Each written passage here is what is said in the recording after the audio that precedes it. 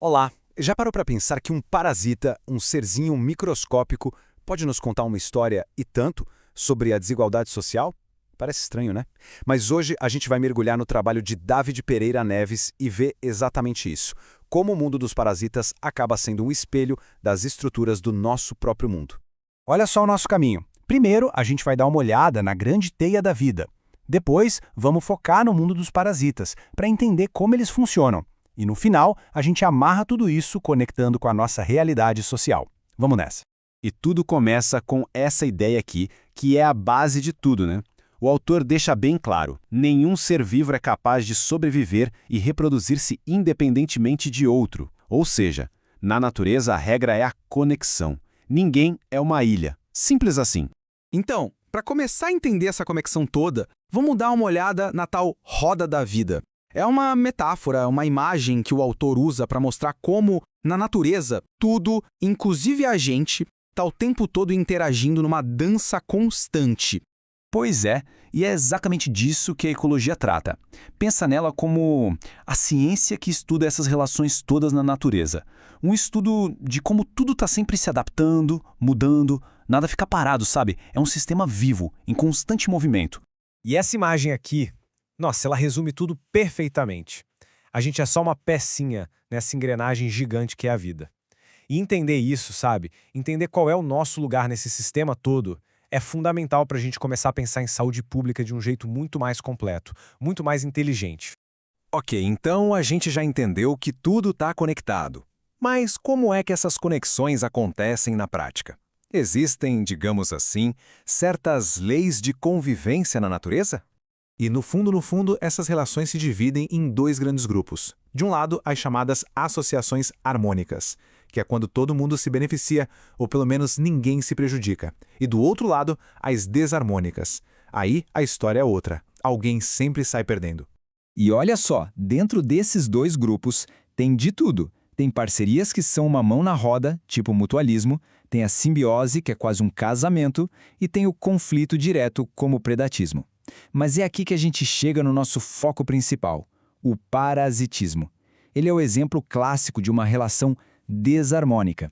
Tá, mas o que faz um parasita ser tão eficiente no que faz? O que está por trás do sucesso dele?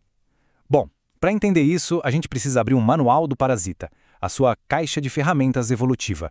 A palavra-chave aqui é uma só, adaptação. É a marca registrada do parasitismo. Pensa só, são milênios e milênios de evolução se aprimorando, se especializando para explorar o hospedeiro da melhor forma possível.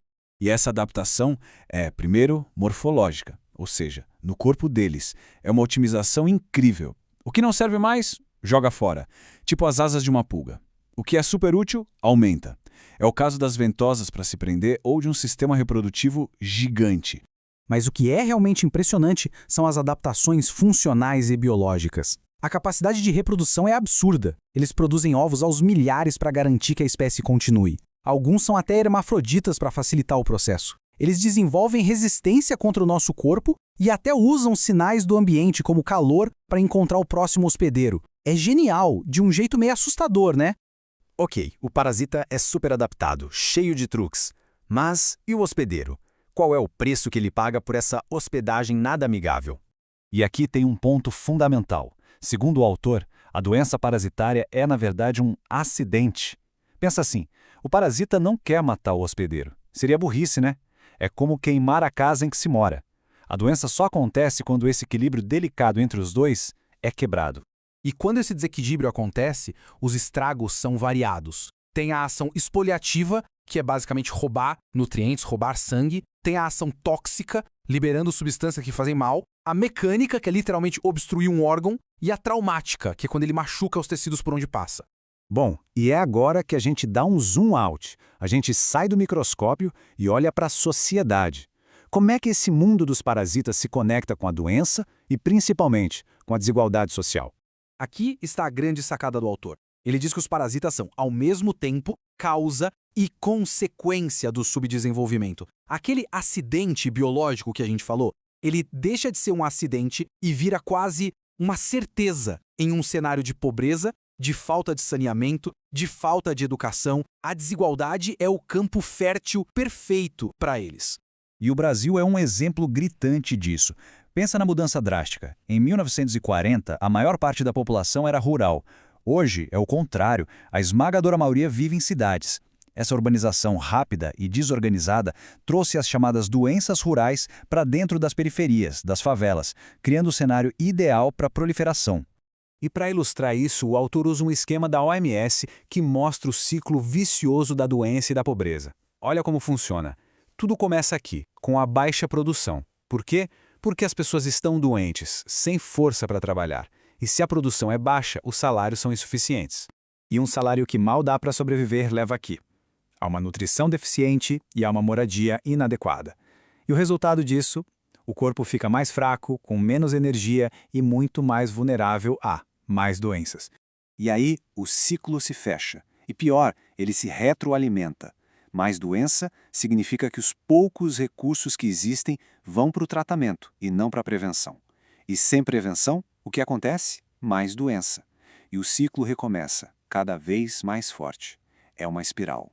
No fim das contas, o autor defende que esse ciclo não surge do nada. Ele é fruto de um desequilíbrio social muito maior, resultado da exploração histórica e da concentração de riqueza, que cria as condições perfeitas para que esse ciclo prospere.